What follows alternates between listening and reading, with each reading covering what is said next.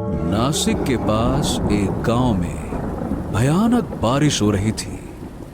Doctor Rohan अपनी nurse Megha के साथ गांव की शारदा नाम की एक जवान औरत की डिलीवरी कर रहा था। वो औरत दर्द से तड़प रही थी। फिर अचानक से एक सुंदर से बच्चे की रोने की आवाज आई। अरे वाह, बधाई हो, कितना सुंदर लड़का हुआ है तुम्हें। मेघा ने उस बच्चे को उसकी मां शारदा को दिया। नर्स, आज रात तुम यहीं रुकना फॉर ऑब्जर्वेशन। मैं कल सुबह आऊंगा। ओके? Okay sir.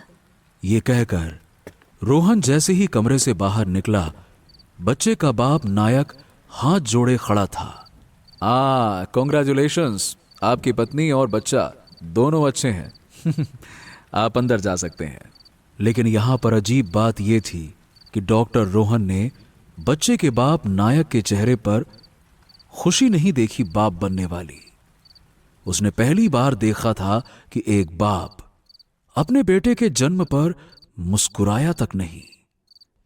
रोहन ने नोटिस किया कि नायक के हाथ में काले रंग का एक धागा है। रोहन चुपचाप वहां से चला गया और नायक जल्दी से अंदर कमरे में घुस गया। नायक नर्स मेघा की ओर देखता है और काला धागा उसकी ओर बढ़ाते हुए कहता है, ये लो मैडम, इस धागे को जल्दी से बच्चे के गले में बांध दो। लो। ये सुनते ही मेघा और बच्चे की मां शारदा के चेहरे का तो रंग ही उड़ गया। शारदा कांपती आवाज में बोली, क्या वो फिर से आ गई? हाँ, कल पास के गांव से एक बच्चे को वो। नहीं नहीं, कुछ भी करो, लेकिन मेरे बच्चे को कुछ होना नहीं चाहिए। नायक ने बिना देरी किए वो काला धागा जल्दी से अपने बच्चे के गले में डाल दिया। ये धागा मैंने गांव के भगत से लाकर दिया है। उन्होंने कहा है कि जब तक ये धागा बच्चे के शरीर पर रहेगा तब तक वो इसे छू नहीं पाएगी। मैं आज रात यहीं पर रहूंगा और घबराना मत, मैं हूं। सभी के चेहरों पर एक अजनबी सा डर बैठा था, मानो आज की रात किसी तबाही की रात हो। 2-3 घंटे बीत गए। बादल अब भी वैसे ही गरज रहे थे। अचानक से पायल की छन छन की आवाज सुनाई देने लगी। हॉस्पिटल से कुछ कदम की दूरी पर एक रहस्यमयी औरत की परछाई हॉस्पिटल के कमरे की ओर बढ़ रही थी। कमरे में मेघा, नायक, बच्चा और शारदा सबके सब सो रहे थे। उस औरत की परछाई कमरे की खिड़की पर आकर रुक गई। उसने सबके चेहरे पर एक नजर फेरी और जैसे ही उसने उस बच्चे के गले पर वो काला धागा देखा, वो गुर्राने लगी। तुम्हें क्या लगा बेवकूफ आदमी, तुम्हारे गांव का वो भगत मुझे रोक लेगा? ये कहकर उसने हवा में हाथ घुमाया और वो काला धागा झट से टूटकर जमीन पर गिर गया। वो औरत कमरे में घुस गई। अचानक से नायक की नींद टूट गई। उसने उस औरत का चेहरा देखा और डर के मारे चिल्ला उठा। उस खौफनाक औरत ने अपने बाल खोल लिए और जोर से चीखी। उसकी दहाड़ सुनकर सब एकदम से चुप हो गए। शारदा तुरंत अपने बच्चे की ओर लपकी, पर उस औरत ने अपने लंबे बालों को हवा में लहराया और अचानक हवा में चमेली की तेज खुशबू फैल गई, जैसे वहां किसी ने चमेली के इत्र की बोतल फोड़ दी हो। उस गंध को सूंघते ही सारे के सारे लोग वहीं बेहोश होकर नींद में सो गए और वो औरत वो ठहाका मारकर हंसने लगी। मैं डाकिनी हूँ, डाकिनी। जब तक मैं 100 बच्चों के प्राण नहीं ले लूंगी तब तक मुझे मेरा बच्चा नहीं मिलेगा। मंजिल अभी बहुत दूर है। ये कहते हुए उसने उस बच्चे की ओर देखा, उसे अपनी गोद में उठाया और वहां से गायब हो गई। डाकिनी ने एक और बच्चा चोरी कर लिया था। गांव में अफरा तफरी मच गई थी। सारे गांव वाले अस्पताल के सामने इकट्ठा हो गए थे। रोहन भी वहां खड़ा था। वो मेघा पर चिल्लाने लगा, क्या क्या मतलब है बच्चा गायब हो गया? What nonsense! कल रात तुम्हें यहीं रुकना था ना? Then what? सर, मैं यही थी और इसका पति ये नायक भी यही था, लेकिन वो डाकिनी। क्या? कौन? वो डाकिनी आई और उसे लेकर चली गई सर। क्या? डाकिनी? Are you serious? तुम कहना चाहती हो कि कोई चुड़ैल टाइप? जी सर, हम सब ने देखा है।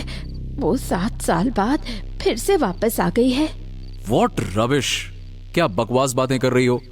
तुम पढ़ी लिखी हो, नर्स हो, जॉब कर रही हो, फिर भी ये बकवास बातें कर रही हो। अब देख क्या रही हो? जाओ पुलिस को बुलाओ तुरंत।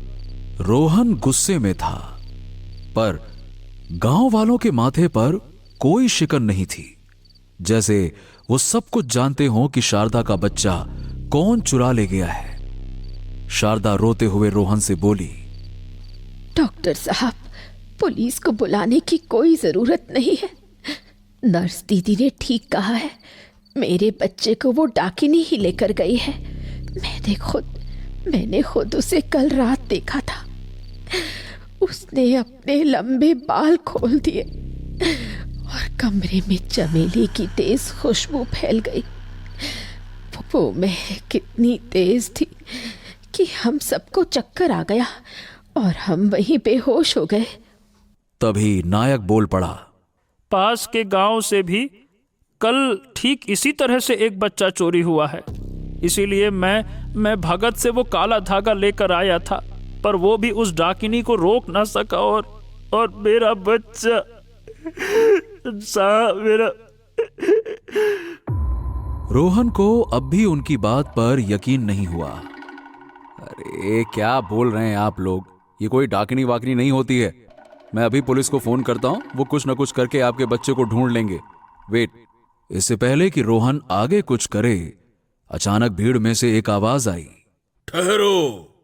सारे गांव वाले और रोहन उस आवाज की ओर मुड़ गए। पीछे एक तांत्रिक खड़ा था। उसे देखते ही सारे गांव वाले उसे पहचान गए और एक साथ बोले, अरे बाबा शंभुनाथ! गांव वालों की आंखों में जैसे चमक आ गई। वो सब हाथ जोड़कर बाबा शंभुनाथ के सामने खड़े हो गए। शंभुनाथ रोहन के पास आया। देखिए, वो पुलिस कुछ नहीं ढूंढ पाएगी, क्योंकि वो बच्चा अब जीवित नहीं रहा। ये सुनते ही नायक और शारदा फूट फूट कर रोने लगे।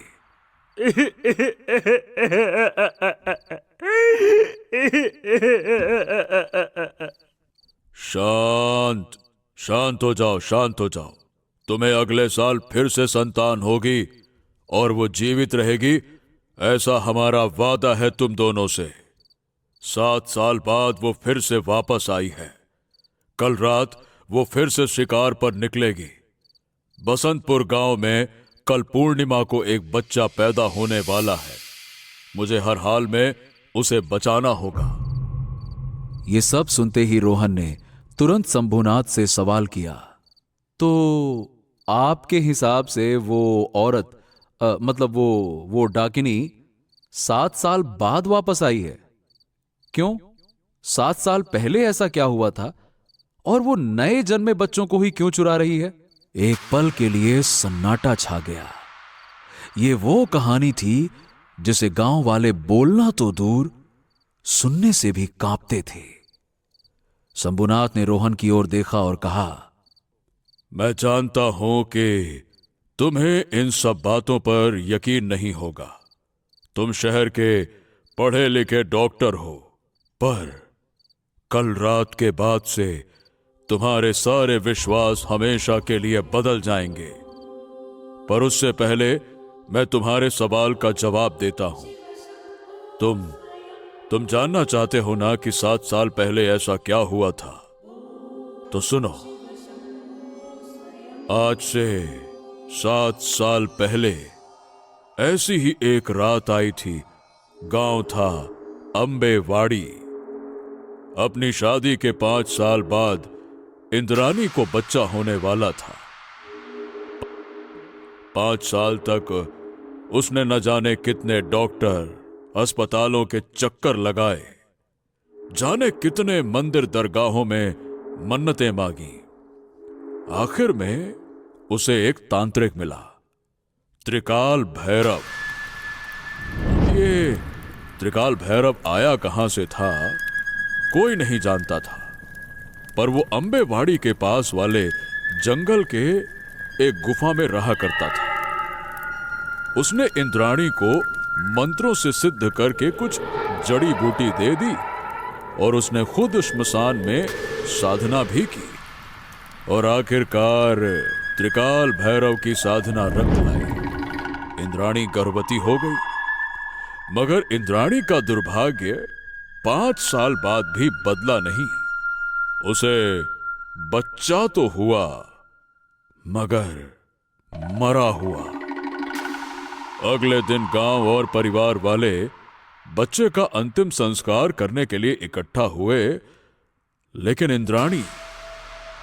इंद्राणी सबके सामने खड़ी हो गई और उसने चिल्लाते हुए कहा, कोई मेरे बच्चे को हाथ नहीं लगाएगा। मेरा बच्चा मरा हुआ नहीं है, मैं इसे मरने दूंगी ही नहीं। मैं इसके प्राण वापस लाके रहूंगी। अब गांव वालों और परिवार वालों को लगा कि इंद्राणी अपने बच्चे की मौत के सदमे की वजह से पागल हो गई थी, पर इंद्राणी वो ये सब इसलिए कर रही थी क्योंकि उसके मन में अब भी आस थी, उम्मीद थी। उसे उसी तांत्रिक त्रिकाल भैरव का ख्याल आ रहा था। इंद्राणी उसके पास गई और अपने बच्चे की लाश को उसके सामने रख दिया।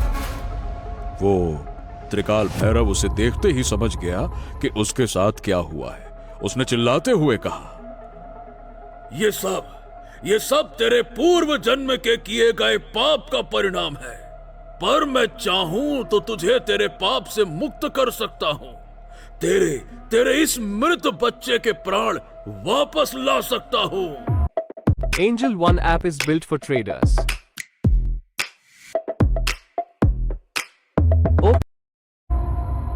ये सुनते ही इंद्राणी त्रिकाल भैरव के सामने फूट फूट कर रोने लगी। कैसे भी करके, कुछ भी करके मेरा बच्चा मुझे वापस दिला दो बाबा। मैं जन्म भर आपकी गुलामी करूंगी।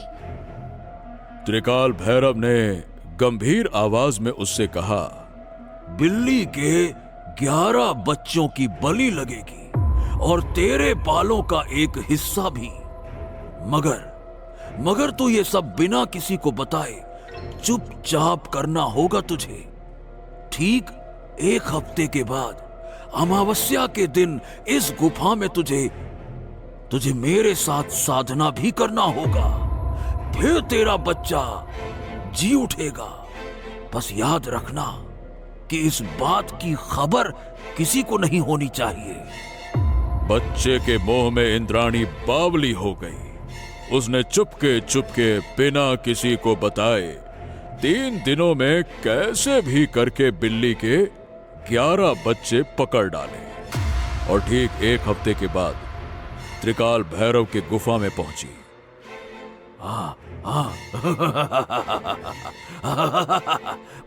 मुझे यकीन था कि तू अपने बच्चे के लिए ये जरूर करेगी। बहुत अच्छे, चल अब आजा, देर मत कर, आजा। त्रिकाल भैरव और इंद्राणी दोनों साधना में बैठ गए। त्रिकाल भैरव ने बिल्ली के सारे बच्चों का खून एक खोपड़ी में भर लिया और इंद्राणी के लंबे बालों का हिस्सा काट लिया। उस पर चमेली का तेल लगाकर मंत्र पढ़ने लगा। अचानक से चिता से बड़ी बड़ी लपटें उठने लगी। उसी समय त्रिकाल भैरव उठा और उसने अचानक से सामने रखा त्रिशूल इंद्राणी के छाती में घुसा दिया। इंद्राणी चीख उठी। उसके शरीर से खून का फव्वारा फूट पड़ा। उसे समझ नहीं आया कि त्रिकाल भैरव ने उसके साथ ये क्या किया। मूर्ख औरत, तेरे बच्चे का अंतिम संस्कार तो मैंने उसी दिन कर दिया था। मैंने तुझसे झूठ बोला था। बलि बिल्ली के बच्चों की नहीं, बल्कि इंसान के बच्चों की होती है। पर मुझे तेरे बच्चे की जिंदगी में कोई दिलचस्पी नहीं है। मेरी तो तुझ पर कई दिनों से नजर थी। तूने कहा था ना कि जिंदगी भर मेरी गुलामी करेगी। मुझे तेरी जिंदगी की नहीं, तेरी मौत के बाद की गुलामी चाहिए, तेरी आत्मा की गुलामी।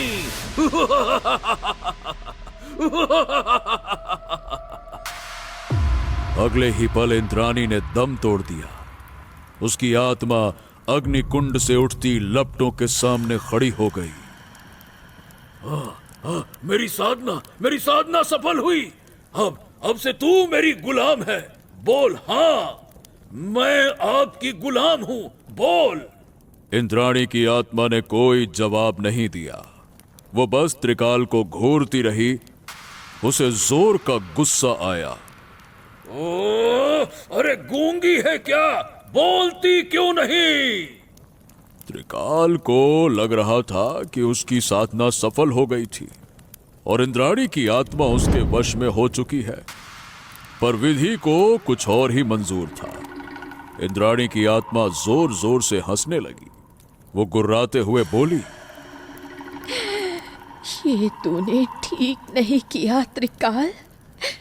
मैंने तुझ पर विश्वास किया था। तुझे क्या लगा तू मुझे वश में कर लेगा? तू अपने ही जाल में फंस गया है त्रिकाल। अब मैं कोई साधारण आत्मा नहीं रही। मैं डाकिनी हूँ, डाकिनी। अब जो काम तू नहीं कर पाया वो मैं करूँगी। इंसान के बच्चों की बलि चाहिए ना? मैं लूंगी बलि। पर सबसे पहले मुझे तेरी बलि चाहिए। इंद्राणी ने अपने लंबे बाल हवा में लहराए। चारों ओर चमेली की महक फैल गई और अगले ही पल इंद्राणी के बालों ने त्रिकाल भैरव की गर्दन बांध ली और उसे अग्निकुंड में फेंक दिया। त्रिकाल भैरव वहीं जलकर भस्म हो गया। शंभुनाथ की कहानी सुनकर रोहन बहुत चक्का खड़ा था। शंभुनाथ ने रोहन से कहा, कल रात तुम सब आ जाना उस गांव में, ठीक है? कल रात के बाद उस डाकिनी का कहर खत्म हो जाएगा। ये कहते हुए शंभुनाथ वहां से चला गया। सबकी आंखों में कल के पूर्णिमा की रात का इंतजार साफ साफ झलक रहा था। पूर्णिमा की रात आ गई। चांद की रोशनी पूरे गांव पर पड़ रही थी। शारदा की तरह यहां भी आज रात एक औरत एक बच्चे को जन्म देने वाली थी। शारदा, रोहन, नायक और बाकी सारे लोग उस औरत के घर के बाहर खड़े थे। सबको इंद्राणी की आत्मा का इंतजार था। शंभुनाथ भी वहां जमीन पर अपना आसन लगाकर बैठा था। तभी अंदर से एक बच्चे के रोने की आवाज आई। सब समझ गए कि अब इंद्राणी की आत्मा यहां आने वाली है। और तभी दूर से पायल की आवाज आने लगी। सब सावधान हो गए। डर के मारे सबकी हालत खराब थी। इंद्राणी की आत्मा अचानक से तांत्रिक के सामने आकर खड़ी हो गई। तू तो मुझे रोकने आया है। क्या देगा उस बच्चे को? तावीज या धागा? कुछ काम नहीं आएगा तांत्रिक। चला जा, वरना त्रिकाल की तरह तुझे भी मार डालूंगी मैं। शंभुनाथ ने अचानक से अपने झोले में से एक आईना निकाला और उसे चांद की रोशनी के सामने रख दिया। शंभुनाथ ने एक मंत्र पढ़ा। अचानक ही आईने में इंद्राणी के बच्चे की तस्वीर दिखने लगी। इंद्राणी पागलों की तरह दौड़कर उस आईने में अपने बच्चे को देखने लगी। अरे ये तो मेरा बच्चा है। ये जिंदा है। इंद्राणी का गला भर आया और शंभुनाथ को इसी मौके की तलाश थी। उसने झट से झोले में से एक कैंची निकाली और इंद्राणी के बाल पकड़कर एक झटके में काट दिए। इंद्राणी की आत्मा चीख उठी। नहीं, ये तूने क्या किया? तेरी शक्ति अब मेरे हाथों में है डाकिनी। तेरे कटे हुए बाल जब तक मेरे हाथ में है, तू वही करेगी जो मैं चाहूंगा। इंद्राणी गिड़गिड़ा उठी। मुझे जाने दो। मैं यहाँ से चली जाऊंगी। मुझे जाने दो। तुझे हमेशा हमेशा के लिए मुक्त कर दूंगा आज। तेरा बच्चा मृत पैदा हुआ, इसीलिए तुझे बाकी बच्चों की बलि लेने का कोई हक नहीं। ये मौत का खेल आज यही खत्म होगा। ये कहते ही शंभुनाथ ने इंद्राणी के कटे हुए बालों में आग लगा दी। इंद्राणी की आत्मा चिल्ला उठी और धीरे धीरे हवा में अदृश्य हो गई। हाँ, अब किसी को कोई चिंता करने की जरूरत नहीं है। अब किसी और बच्चे की मौत नहीं होगी। गांव वालों ने राहत की सांस ली। शंभुनाथ वहां से जाने लगा। डॉक्टर रोहन शंभुनाथ को जाते हुए देखता रहा। डाकिनी की आत्मा मुक्त हो चुकी थी।